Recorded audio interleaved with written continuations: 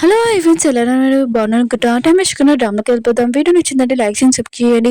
ఇంకా తల్లి కూతురు ఉన్నారు కదా, వాళ్ళ కొడుకు కోసం వెళ్తుంటారు. అప్పుడే ఇరునా ఫ్రెండ్ ఉంది కదా వచ్చి ఇంకా ఇరునా అత్తకి మొత్తం చెప్పేసి ఉంటుంది. తను మాత్రం షాక్ తోటి కింద పడిపోబోతుంటది. తన కూతురు ఉంది కదా పట్టుకుని ఉంటుంది. ఇరునా హస్బెండ్ వాళ్ళ సిస్టర్ ఉంది కదా ఇరునికి ఫోన్ చేస్తుంటది. కానీ ఇరు ఉంది కదా కట్టేసి ఉంటుంది. ఇరునా హస్బెండ్ వాళ్ళ సిస్టర్కి మాత్రం చాలా కోపం వస్తుంది. ఇంకా ఇరు ఉంది కదా తన హస్బెండ్ని ఇంకా కాల్ చేద్దామని ఇంకా తీసుకుని వెళ్ళబోతూ ఉంటుంది. ఇంకా తను ఆలోచిస్తూ ఉంటుంది. నేను ఎప్పుడు నీ గురించి మంచిగానే ఆలోచించాను, కానీ నువ్వు నీ చేతులతోనే చేసుకున్నావు. ఇప్పుడు నువ్వు మొత్తము అంతమైపోతా అని అనుకుంటూ ఉంటుంది. స్మైల్ చేస్తూ ఉంటుంది. తల్లి కూతురు ఇంక ఎన్నో ఫ్రెండ్ ఉన్నాడు కదా, ఇంక ఇరుని హస్బెండ్ కాపాడడానికి వెళ్తూ ఉంటాడు. ఇంకొక పర్సన్ ఉన్నాడు కదా, ఇరుని హస్బెండ్ కాల్చడానికి వస్తున్నాడు కదా, మీతోటి ఎవరు లేరా మీ ఫ్యామిలీ మెంబర్స్ అని అడుగుతూ ఉంటాడు. ఇరుని అంటది ఎవరు లేరు నేను ఒకదాన్ని అని అంటాడుది. ఆ పర్సన్ కూడా మాటలు నమ్మేసి ఉంటాడు. ఇరుని ఉంది కదా చాలా కష్టపడుతుంది, తను ఒక్కటే అనుకుంటా అని అనుకుంటూ ఉంటాడు. అక్కడ ఉన్న వాళ్ళు కూడా ఇరుని మాటలు నమ్మేసి ఉంటాడు. కానీ ఒక పర్సన్ కి ఇరుని మీద డౌట్ వచ్చింటది. కానీ ఇరుని ఉంది కదా తన మాటలతోటి ఏదో ఒకటి చెప్పి తనకి డబ్బులు ఇచ్చేయండిది నోరు మీయమని. ఇంకో పర్సన్ అంటాడు సరే మీరు చెప్పినట్టు నేను చేస్తానని అంటూ ఉంటాడు. కొంచెం సేపు తర్వాత వీళ్ళు ముగ్గురు ఉన్నాడు కదా ఇంకా అక్కడికి వచ్చి ఇట్టాడు.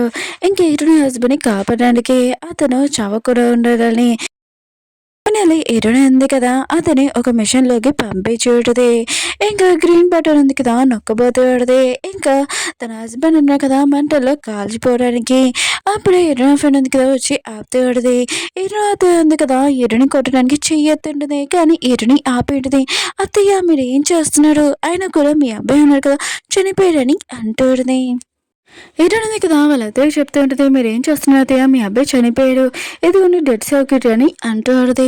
ఇంకా వాళ్ళ అత్తయ్య అంటూ ఉంటుంది మా అబ్బాయి ఏం చనిపోలేదని అంటూ ఉంటుంది. అక్కడ ఉన్న వాళ్ళు అంటూ అంటాడు ఏంటి ఇలాంటి దానికి కూడా గొడవ చూడు ఎలా గొడవ పడుతున్నాడు అని అంటూ అంటాడు.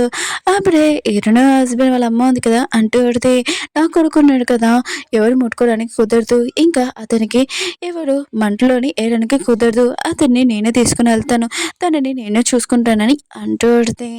అప్పుడే ఇరున ఫ్రెండ్ ఉంది కదా ఇరునికి చెప్తూ ఉంటుంది నువ్వు మీ అత్తయ్య చెప్పినట్టు చెయ్యని అంటూ ఉంటుంది. తెలియకుండా ఇరున ఫ్రెండ్ ఉంది కదా ఇరున అత్తయ్యని తోసేంటిది. తెలియకుండా తను గ్రీన్ బటన్ ఉంది కదా నొక్కేసేటిది. ఇంకా అక్కడున్న మంటలు ఉన్నాయి కదా అంటుకుని ఉంటాయి. ఇంకేటో అతను కదా చాలా ఏడుస్తూ ఉంటుంది. అయ్యో నా కొడుకున్నాడు కదా బతికే ఉన్నాడు, అయ్యో కాలు చేతులు ఎలా మూవ్ చేస్తున్నాడో తను ఇంకా మంటల్లోని చనిపోయాడని ఇంకా చాలా ఏడుస్తూ ఉంటుంది. అక్కడ ఉన్న వాళ్ళు అంటూ ఉంటాడు ఏంటి బతుకున్న పర్సన్ కాల్ చేశారా వీళ్ళు అని అంటూ ఉంటాడు. ఇరుణ అత్తయ్య ఉంది కదా ఇరునితోటి గొడవ పడుతూ ఉంటుంది. ఇరుణ ఉంది కదా వాళ్ళ అత్తయ్యని ఇంకా చాలా కోపం తోసి ఉంటుంది. ఇరుణ ఉంది కదా వాళ్ళ అత్తయ్య చెప్తూ ఉంటుంది ఇదిగోండి నా దగ్గర డెడ్ సర్టిఫికేట్ ఉంది, ఆయన కూడా మీ అబ్బాయి చనిపోయాడు, నా ఫ్రెండే నాకు డెడ్ సర్టిఫికేట్ ఇచ్చిందని అంటూడది. ఒకవేళ ఇది అర్థమై ఏంటని అంటూడది. ఇంక ఇరుణ అత్తయ్య ఉంది కదా ఇరుణ ఫ్రెండ్ మీద చాలా కోపంగా చూస్తూ ఉంటుంది. ఎందుకంటే ఈ ప్లానింగ్ మొత్తం తందే కదా. ఇంకా చాలా కోపంగా దానికి గొంతుంది కదా పట్టుకుని ఉంటాడు. నువ్వు నా కొడుకుని చంపేశావు, ఇదంతా ప్లానింగ్ నీదే, ఇంకా నేను అసలు వద్దులను నా కొడుకుని తీసుకుని రా అని అంటూడది. ఇలాంటి వేస్ట్ ప్లానింగ్ ఉంది కదా నువ్వు ఇచ్చావు, ఇదంతా ప్లానింగ్ నా కొడుకు నువ్వు చెప్పినందుకే ఇలా చేశారని అంటూ ఉండదు. అక్కడ ఉన్న వాళ్ళు ఉన్నారు కదా ఇష్టమే షాక్ అయిపోయి ఉంటాడు. ఇంక ఈరోజు కూడా యాడింగ్ చేస్తూ ఉంటుంది నా హస్బెండ్ బతికే ఉన్నారు అని ఇంక ఏడుస్తూ ఉంటుంది. అక్కడ ఉన్న వాళ్ళు ఉన్నారు కదా ఇష్టమైనా కానీ ఇంక ఈరోజు హస్బెండ్ని ఇంకా చంపేశారని ఈ విషయం తెలియగానే వాళ్ళు పోలీస్కి వాళ్ళకి ఫోన్ చేస్తూ ఉంటారు. ఇంక ఈయన ఫ్రెండ్ ఉంది కదా ఇదంతా చూసి ఇంకా ఈరోజు అత్తయ్యని ఇంకా కూల్ చేయాలని తన దగ్గరికి వెళ్ళి చెప్తూ ఉంటుంది. అయినా కూడా నేను పోలీస్ స్టేషన్కి వెళ్ళాను అనుకో డెడ్ సర్టిఫికేట్ ఉంది కదా ఇది చేయమని నువ్వే చెప్పావని చెప్తాను, నువ్వు కూడా జైలుకి వస్తా అని అంటూడది.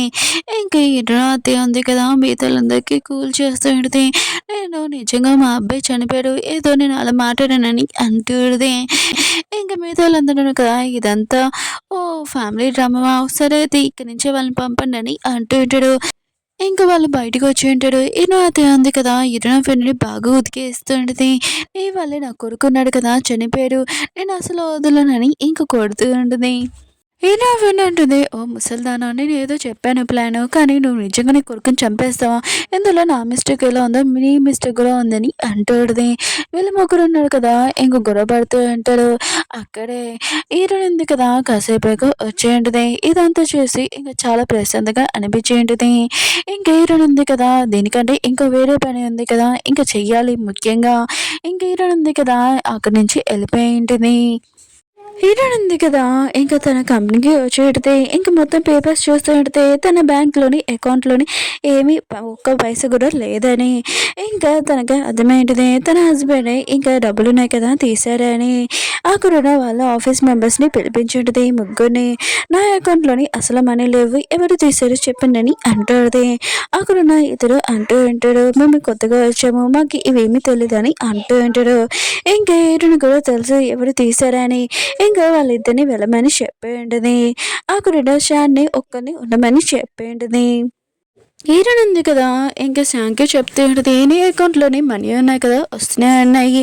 అయినా కూడా డబ్బులు ఉన్నాయి కదా, లేవు కదా, అవి నువ్వే తీసావని నాకు డౌట్. నువ్వు నిజం చెప్తే నాకు చాలా మంచిగా అనిపిస్తుంది. ఇప్పుడు నువ్వు చెప్పు అని అంటూ ఉంటది. ఇంకా శాంక్ అంటూ అంటాడు, మీరేమైనా చేసుకోండి, నేను మాత్రం నిజం చెప్పనని అంటూ అంటాడు. హీరోయిన్ అంటది, సరే అయితే నువ్వు నిజం చెప్పబోతే నా దగ్గర ఒక ప్రూఫ్ ఉంది. ఇది పోలీసు వాళ్ళకి ఇచ్చాననుకో, వాళ్ళే చెప్తాను నీ పని అని అంటూ ఉంటది. ఇంక హీరోయిన్ దగ్గర శాంక్‌కి చూపించింది. శాంక్ మాత్రం ఇదంతా చూసి షాక్ అయిపోయి ఉంటాడు. హీరోయిన్ ఉంది కదా, ఏం చూపించిందంటే తన హస్బెండ్‌ది ఇంకా శాంక్‌ది ఇంకా ఫొటోస్ చూపించుంటది. వాళ్ళిద్దరి మధ్యలో రిలేషన్‌షిప్ ఉంటది. శాంక్ ఉన్నాడు కదా, ఇష్టం లేకపోయినా కూడా హీరోయిన్‌కి ఇంకా డబ్బులు ఎక్కడున్నాయని చూపించి ఉంటాడు. ఇంక ఫ్రిడ్జ్‌లోని ఇంక డబ్బులు చూపించాడు. అవి కొన్ని డబ్బులే. హీరోయిన్ అంటది, ఇవి ఓన్లీ 5,00,00,000 కదా, మిగతా 50,00,00,000 ఎక్కడున్నాయని అంటూంటది. ఇంక శాంక్ ఉన్నాడు కదా, హీరోయిన్‌కి మళ్ళీ చూపించి ఉంటాడు. ఇవన్నీ 50,00,00,000 అని అంటూ ఉంటాడు. హీరోయిన్ మాత్రం ఇదంతా చూసి హ్యాపీగా ఫీల్ అవుతూ ఉంటది. నువ్వు ఏ పర్సన్‌ని నమ్ముతున్నావో ఆ పర్సన్ కదా నిన్ను మోసం చేస్తున్నాడు. అయినా కూడా నువ్వు అతని మీద అంత నమ్మకం పెట్టుకున్నావు అని అంటూంటది. శాంగ్ అంటాడు, నువ్వు నీ హస్బెండ్ గురించి లేనిపోని చెప్తే నేను నమ్ముతానే ఏంటి, నమ్మను. అయినా కూడా తను నాకు ఎక్కువ ప్రైస్ గిఫ్ట్లు ఇచ్చాడు, ఈ అపాయింట్మెంట్ కూడా ఇచ్చాడని అంటూంటది. ఏదైనా అంటది, ఆ పర్సన్ నేను ఓన్లీ యూజ్ చేసుకుంటున్నాడు, ఇంకేమీ కాదు. తనకి 5 సంవత్సరాల ఒక బాబు కూడా ఉన్నాడు, వేరే అమ్మాయితోటి ఎఫ్ఐఆర్ కూడా ఉందని అంటూంటది. శాంగ్ అంటాడు, నీ మాటలు ఎలా నేను నమ్మనని అంటూ ఉంటాడు. ఇంకేదైనా అంటది, ఇదిగో ప్రూఫ్ అని అంటూంటది. ఓన్లీ నా హస్బెండ్ కదా నేను యూజ్ చేసుకున్నాడు, ఇంకా నీ క్లోజ్‌గా ఎందుకొచ్చాడో తెలుసా? ఓన్లీ తన నమ్మకం ఉంది కదా, నువ్వు తనని నమ్మాలని. ఇంకా ఎప్పుడైనా కంపెనీలోని చెకింగ్ అవుతే ఒకవేళ తన మీద వచ్చినా కూడా నీ మీదే ఏసేద్దామని ప్లాన్ చేశారని అంటుంది. ఇంక శాంక్ మాత్రం ఇదంతా తెలిసి చాలా కోపం వస్తుంటది.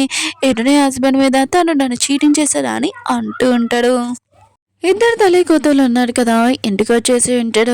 ఇంకా వాళ్ళు ఉన్నారు కదా, 50,00,00,000 గురించి మాట్లాడుతూ ఉంటాడు. అది ఎక్కడ దాచిపెట్టాడో తెలీదు, కానీ ఓన్లీ శాంక్‌కి తెలుసని ఇంకా వాళ్ళు కొడుకున్నారు కదా చెప్పి ఉంటాడు. హీరోయిన్ ఉంది కదా, శాంక్‌కి చాలా తెలుగుగా చెప్తూ ఉంటది, నువ్వు అతనితో రివెంజ్ తీసుకోవా అని అంటూ ఉంటది. అప్పుడు తన అత్తయ్య ఉంది కదా, శాంక్‌కి ఫోన్ చేసి ఉంటది. అతను ఎత్తి ఉంటాడు. ఇంకా వాళ్ళ అత్తయ్య అంటూ ఉంటది, నేను కలవాలనుకుంటున్నానని అంటూ ఉంటది. ఇంక శాంక్ ఉన్నాడు కదా, రానని చెప్తూ ఉంటాడు. హీరోయిన్ అంటది, చాలా తెలివిగా నువ్వు వాళ్ళతో రివెంజ్ తీసుకోవాలి అని అంటుంది. శాంక్ కూడా సరే అని నేను వస్తున్నానని అంటూ ఉంటాడు. హీరోయిన్ ఉంది కదా, సెకండ్ ప్లాన్ కూడా సక్సెస్ అయింది. ఇంకా మొత్తం అంతా కరెక్ట్‌గా అవుతుందని చాలా హ్యాపీగా ఫీల్ అవుతూ ఉంటుంది. శాంగ్ ఉన్నాడు కదా, వాళ్ళ ఇంటికి వెళ్ళి ఉంటాడు. ఇంకా వాళ్ళకి ఏం చెప్పారో తెలుసా? ఇల్లుని ఉంది కదా, ఎలా చెప్పమన్నదో అలానే చెప్పింది. ఇంకా వాళ్ళు ఉన్నారు కదా, నీ మాటలు నమ్మమని అంటూ ఉంటాడు. ఇంకా శాంగ్ అంటూ ఉంటాడు, మీ అబ్బాయి ఈరుని వాళ్ళ ఇంట్లో దాచిపెట్టాడు. నేను తనని అడిగినప్పుడు ఎందుకు అక్కడ అని అంటే అక్కడ చాలా సేఫ్గా ఉంటుందని చెప్పాడని అంటుంది. వాళ్ళు కూడా ఈ మాటలని విని ఉంటాడు.